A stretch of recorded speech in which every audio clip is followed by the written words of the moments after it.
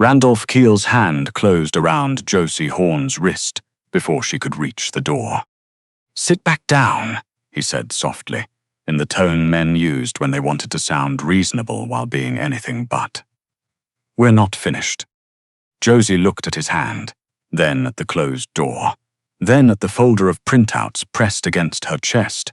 3 years of carefully buried numbers, all of it now exposed, all of it hers. She said nothing.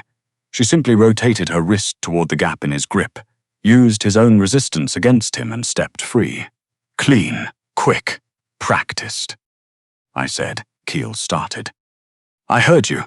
She tucked the folder more firmly under her arm and walked out. The conference room erupted behind her. Someone called her name.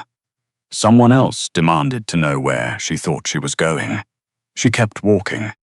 2 floors above the hotel's executive level, in the corner penthouse suite that the Harwick Grand reserved for clients whose names never appeared on the standard booking system, a man stood at the window with a glass of water and said nothing for a long moment. "Run it back," he said finally. His assistant, a lean, careful man named Link, rewound the security feed 30 seconds on the tablet in his hands. The man watched it again.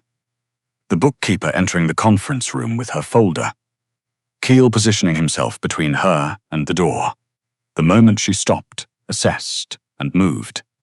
The clean economy of it, the complete absence of panic. He set down his water glass. "Find out her name," he said. Link was already typing. "It's Horn, Josephine Horn, senior bookkeeper, 4 years with the hotel." The man said nothing else, but the faint expression on his face, not quite a smile, more the look of someone who had just recognized something they hadn't expected to find, stayed there for a long time. His name was Alistair Venn, and in every city worth knowing about, people were careful to say that name quietly. Josie hadn't planned to upend her entire career that Tuesday. She had planned to present her audit findings, answer the board's questions, and be back at her desk by noon. The audit itself had started 3 months earlier, routine, or so everyone believed. Josie had been asked to reconcile a 2-year gap in the Harwick Grand's hospitality accounts following a software migration. Management expected her to rubber stamp a clean transition. She had expected the same. What she found instead took her 11 days to believe. Someone had been running a shadow billing structure through the hotel's event services division. Dummy vendor accounts. Payments routed through 3 shell companies before arriving in a personal holding entity. Over 4 years, approximately $2.3 million had quietly left the Harwick Grand's books and landed somewhere else entirely. The trail led to one name. It always led to the same name. Randolph Keel. VP of Operations, board member, 22-year veteran of the hotel group. The man whose photograph hung in the lobby beside the chairman's, smiling the way men smiled when they believed nothing would ever surprise them. Josie had spent 2 weeks checking her work. She checked it again. She called in her friend Carmen, a private CPA who spent one long Saturday night staring at the spreadsheets before saying, quietly, "Josie, you need to be very careful with this." She knew that. She had known it since page 4. Still, she came to the board meeting. She came because someone had to. She had her folder, her printouts, her backup drive, and the quiet voice of her Aunt Bet in the back of her mind saying the thing she'd said 100 times. The most dangerous thing a woman can do in a room full of powerful men is be smarter than they expect. What Josie hadn't accounted for was Keel arriving at the pre-meeting room 20 minutes early, closing the door behind him, and making it very clear that no audit findings were going to reach the boardroom that morning. She had turned to leave. He had stopped her. She had gotten free, and she had kept walking. The Harwick Grand security office had 17 cameras covering the executive floor. All 17 had been operational that Tuesday morning. By the time Josie reached her own office, sat down at her desk, and stared at her hands for 4.5 minutes, She counted.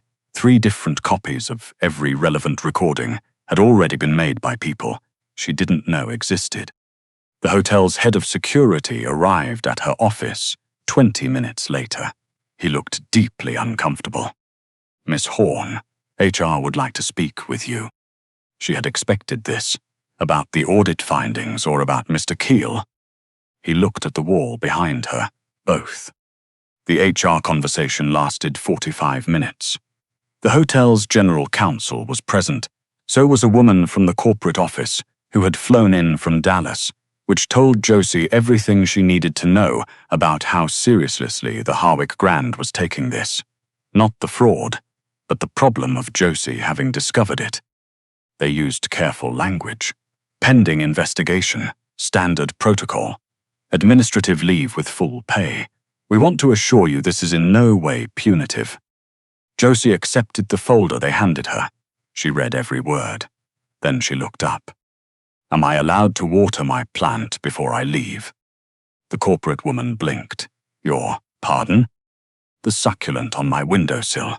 I water it every Tuesday." A pause that lasted slightly too long. "Yes, of course." Josie watered the succulent. She gathered her personal items, which amounted to a cardigan, a phone charger, and a photograph of her aunt. She said goodbye to Carmen, who hugged her too hard and whispered, "I have copies of everything," against her ear. And then Josie Horn, the woman who had just unraveled a 4-year fraud scheme and removed herself from a VP's grip, using a technique she had drilled until it bored her, walked out of the Harwick Grand and stood on the October sidewalk. Her hands were shaking slightly. She hadn't noticed until now. She thought, "I should have brought the succulent." By the next morning, Randolph Quie was holding a press event on the steps of his attorney's office. He wore a charcoal suit and the expression of a man who had been grievously wronged. The allegations being circulated by a disgruntled former employee are not only false, they are defamatory, he told the cameras. "I have served this company with integrity for more than 2 decades. I intend to pursue every legal remedy available." A reporter raised her hand. "Mr. Quie, witnesses indicate the employee attempted to leave the room before any confrontation occurred. Can you characterize what happened?" Quie's smile tightened. "I simply asked her to remain for the full meeting, a reasonable request." "Did you make physical contact with her?" I gestured, as people do in conversation. "No further questions," said his attorney, stepping in front of him. 2 blocks away, in a coffee shop where no one knew her name, Josie watched the press event on her phone, with a cup of tea going cold beside her. She felt something settle in her chest. Not anger, exactly. Something quieter. The particular stillness that comes when the worst thing you expected has happened, and you are still, despite everything, sitting upright. Her phone buzzed. "Carmen. Board voted to table your findings pending independent review. I'm so sorry." Josie set the phone face down. She looked out at the street. She thought about her Aunt Betty's garage, every other weekend throughout her entire childhood. Slow, repetitive drills that 14-year-old Josie had found mortifying, and 30-year-old Josie now found she remembered without effort. Bet had been a detective for 17 years, retired early after a bad knee and a worse captain. But in that garage, with a bare bulb overhead and NPR on a small radio in the corner, she had taught Josie things that no one expected a soft-spoken, plus-size woman who kept a succulent on her office windowsill to know. How to read a room, how to find the exits, how to listen for what wasn't being said, how to move when moving became necessary. And one thing above everything else, said so many times it had stopped sounding like wisdom and started sounding like breathing. Being unseen isn't weakness, baby. It's information. People show you everything when they think you can't see them back. Josie had spent 4 years at the Harwick Grand, being precisely the kind of person that men like Randolph Quie walked past without registering. Quiet, efficient, never quite too much of anything. She had learned early that the faster way to be overlooked was simply to be competent and unassuming and let people convince themselves there was nothing there worth watching. She had seen everything. She had written all of it down. Alistair Venn reviewed the full security footage twice in the penthouse suite. Then he reviewed Josie Horn's personnel file, which Link had obtained through means that required no explanation. 4 years of performance reviews, all of them excellent, 2 internal commendations for accuracy, 1 complaint filed against a previous supervisor, resolved, marked closed, the details sparse in the way that meant someone had buried it without reading it. He read the audit summary that Josie had prepared for the board. Link had a copy of that as well. Alistair read it once, then set it on the table with the kind of deliberate care that the people around him had learned to recognize. It meant this matters. The fraud itself was competent but not sophisticated. What was sophisticated was the detection. Josie Horn had found a 4-year scheme buried under a software migration by noticing a 14-cent rounding discrepancy on a single vendor invoice in month 3 of her audit. She had pulled that thread with the patience of someone and the precision of someone who had none. 3 external auditors had reviewed these books before her. None of them had caught it. "She's been placed on administrative leave," Link said. "I know.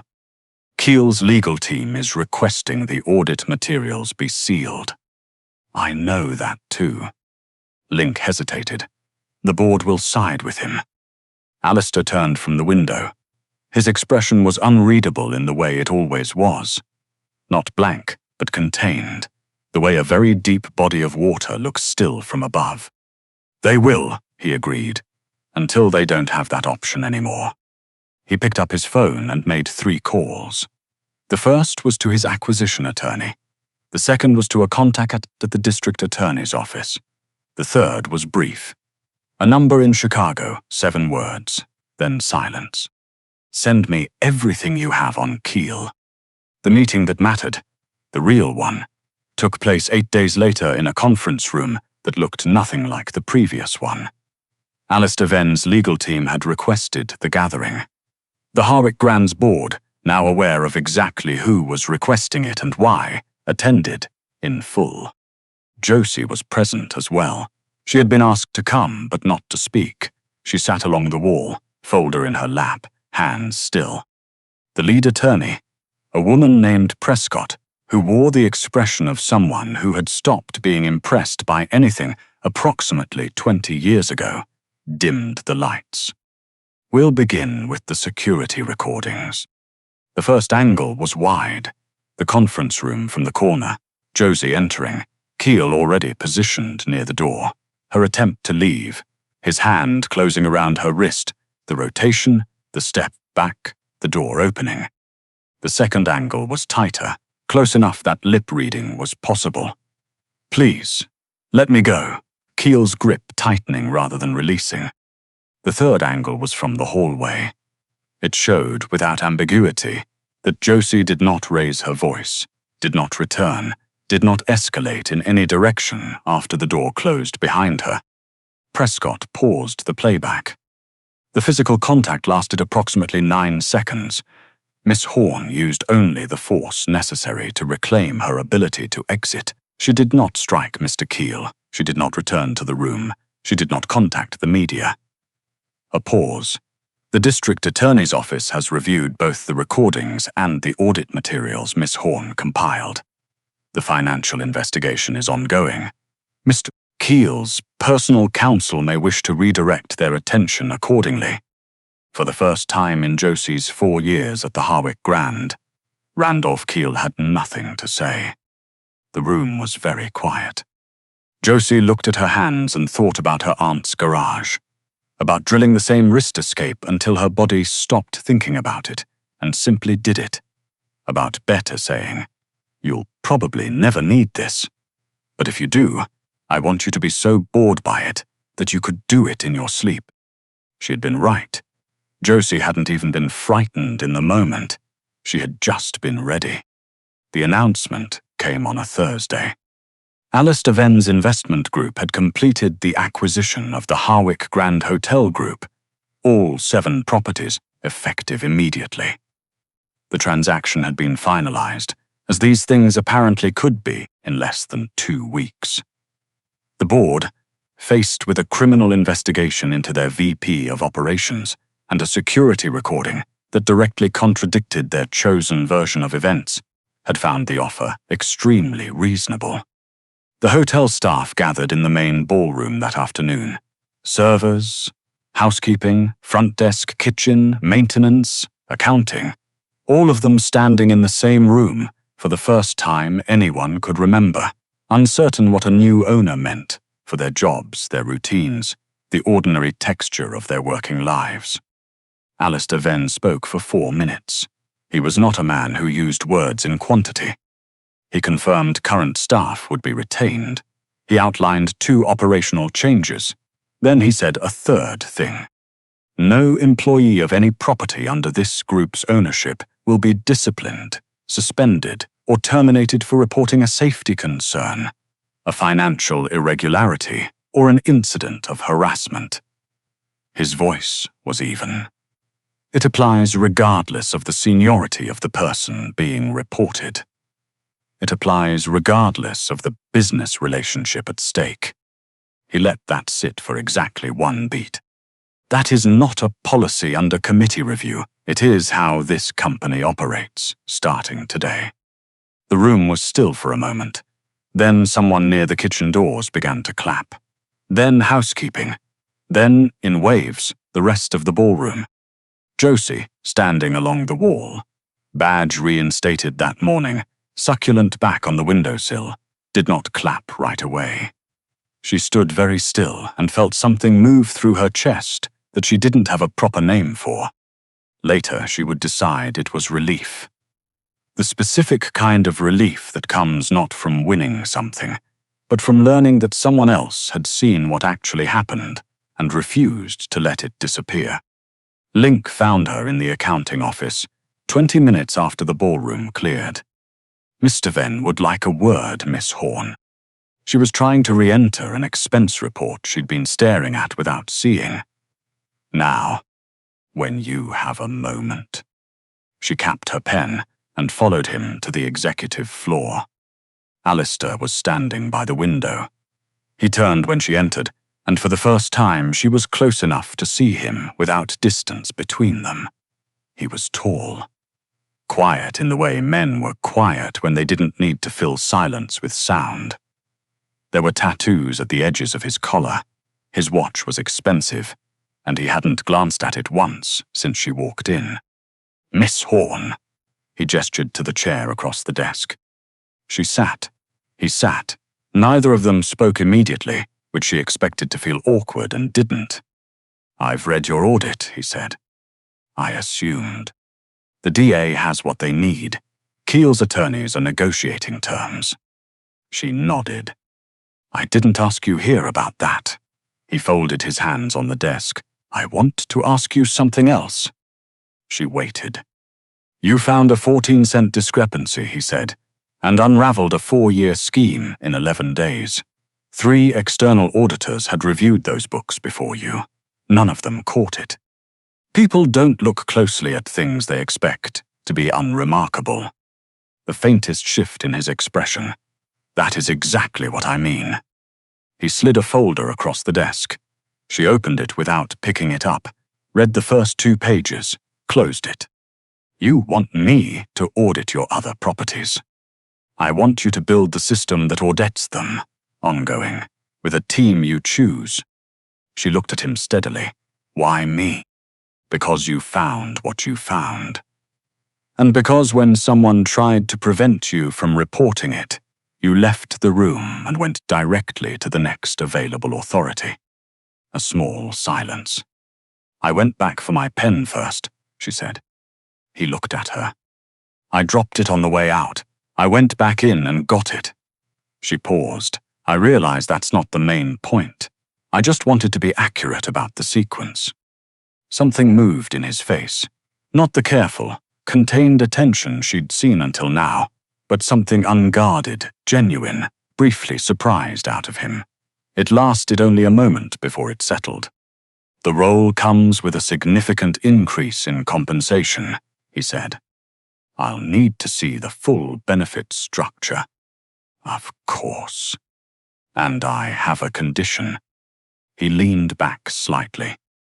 "Every property in your group," Josie said. "Every department.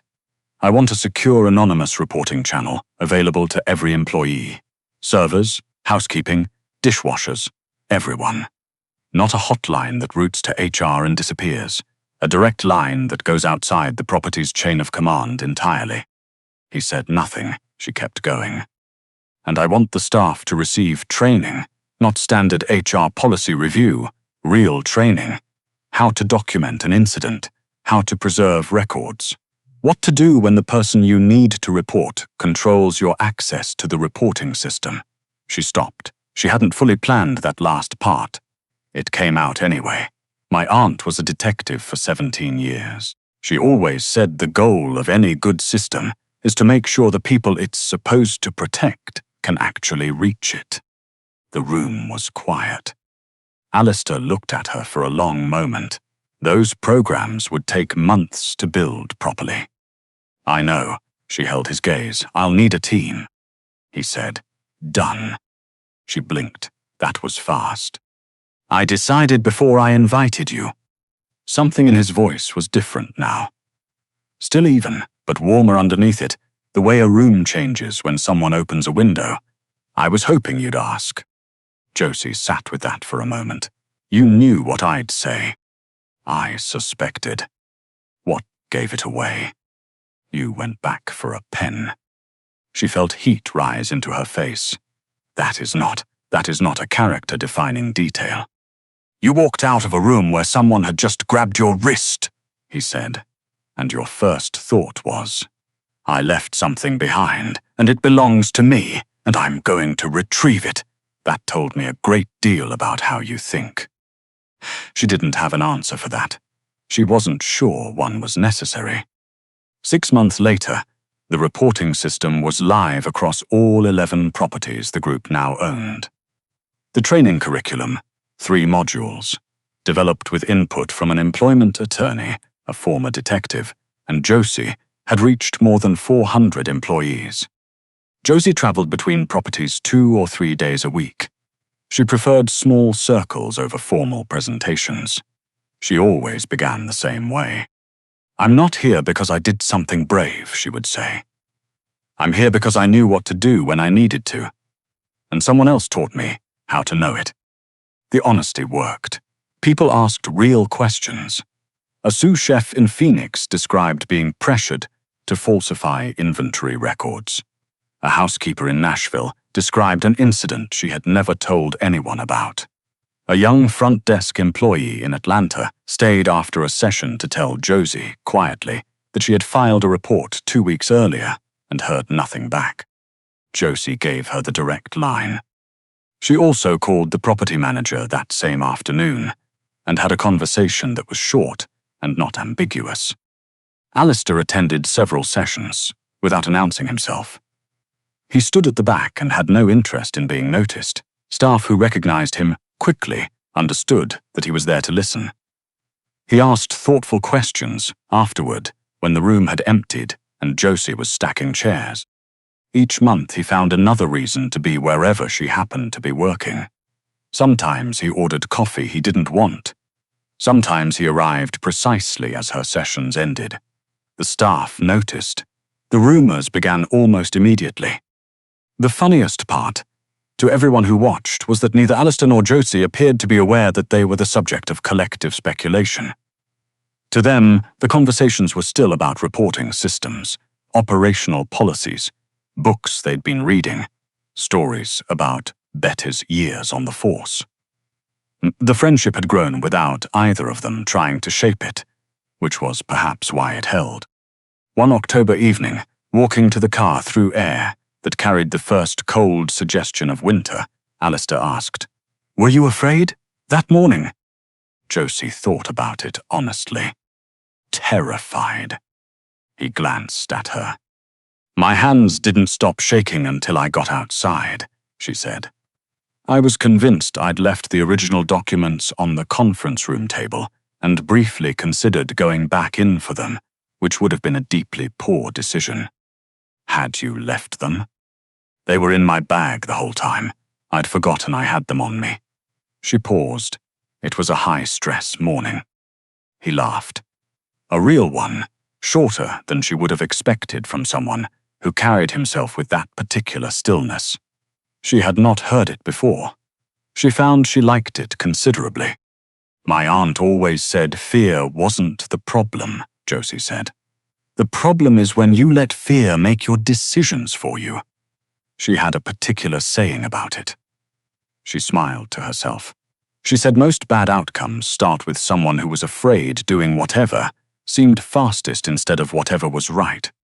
They walked in silence for a while. It was not uncomfortable. By now, silence between them never was. She would have liked you, Josie said, before she'd quite decided to say it. He looked at her. You don't waste words. She had no patience for people who wasted words. What happened to her? 3 years ago. Kidney failure. Her voice stayed even. She was 61. She thought she had more time. A pause. She was right about most things. She was wrong about that. He didn't say he was sorry in the reflexive way. He simply walked beside her and let the silence hold what it needed to hold without trying to fill it. She noticed that. She had been noticing it for months. The gala, marking the first anniversary of the Employee Protection Initiative, was held in the flagship Harwick Grand's ballroom. 400 people attended. The kitchen staff came out of the kitchen. Housekeeping stood in photographs with the accounting team and the front desk staff, which had never happened before in the hotel's 30-year history. As though the only thing that had been missing was someone deciding it should. Josie spent most of the evening moving between groups, learning names, listening to people talk about training sessions that had helped them, about reports that had actually been handled, about small moments where something that should have worked had worked.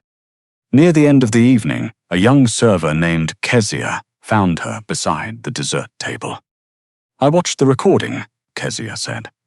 The one from last year, before I applied for this job. Josie's expression shifted slightly. There are better things to watch. Maybe, Quie smiled, but because of what I saw, I knew I could speak up if I ever needed to. And I did. 2 months ago, she paused. It was handled. Josie squeezed her hand. She didn't say anything. There wasn't anything that needed to be said. Later, near the balcony, Alistair found her. He stood beside her, without speaking first, and looked out at the ballroom. 400 people who set tables and cleaned rooms and ran kitchens and kept the accounts. All of them present in the same space, because someone had decided they belonged there. The DA's office confirmed today, he said. Keel's taking a plea, 14 counts. Carmen told me. 7 minutes after the filing posted. She's efficient. A pause. I've offered her a position, by the way. Josie turned to look at him. You should have led with that. The warm thing moved in his face again. The unguarded thing. The one she had catalogued carefully over the past 6 months. The one she had come to wait for, without admitting she was waiting. Josie.